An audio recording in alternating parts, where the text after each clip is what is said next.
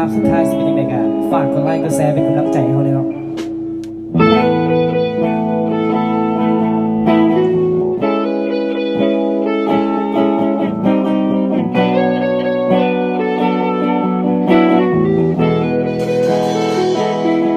พยายามจะเตือนตัวเองทุกครั้งเมื่อลืมตาพยายามจะลืมเรื่องเจ้ากับเขาทุกเวลาและก็เป็นแต่คอยทุกครั้งที่ยังมีน้ำตาพอในความเป็นจริงจากนี้คือเจ้าบ่หวนมาถ้าสุดท้าย